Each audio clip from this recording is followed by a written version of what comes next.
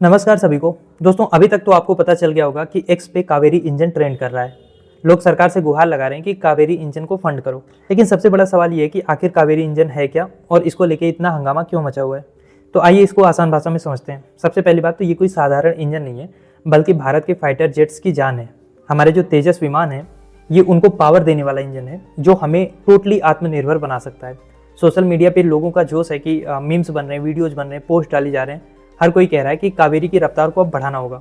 दरअसल कावेरी इंजन को बेंगलुरु की गैस टरबाइन रिसर्च एस्टेब्लिशमेंट में डिजाइन किया गया, लेकिन इसे पूरा करने के लिए फंडिंग की कमी एक बड़ी रुकावट रही है। अब देखना यह है कि भारत इस चुनौती को कैसे पार करता है। देखो, कावेरी इंजन का सपना ना 1986 में शुरू हुआ और डीआरडीओ ने इसे कंप्लीट करने की ठानी थी, लेकिन आज तक ये इंजन तेजस में फिट नहीं हो पाया। वजह क्या है? वजह है इसकी कॉम्प्लिकेशन। अब फाइटर जेट इंजन बनाना कोई बच्चों का खेल तो है नहीं। इसमें 400 से ज़्यादा पार्ट्स लगते हैं और हर एक पार्ट को परफेक्ट होना चाहिए। फाइटर जेट का इंजन इतना पावरफुल होता है कि वो अपने वजन से 9 गुना ज़्यादा वजन उठा सकता है।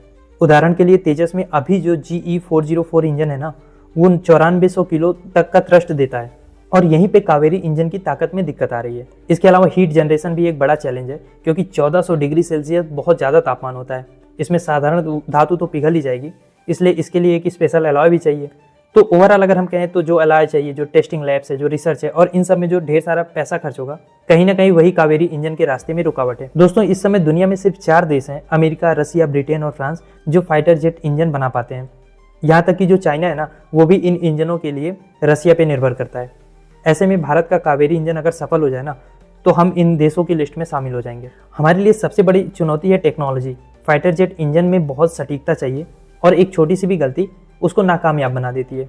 इसके अलावा फंडिंग, जो मैंने अभी आपको बताया, डीआरडीओ को और ज़्यादा बजट की ज़रूरत है। वैसे भी हमारी सरकार अभी साइंस में उतना पैसा नहीं लगा रही है जितना कि हमें लगाना चाहिए। अगर हम थोड़ा इतिहास में चलते हैं तो 1962 में जब चाइना ने भारत पे हमला किया था, तब हमें अपने हवाई पावर में जो कमजोरियाँ हैं ना, उसका एहसास हुआ था।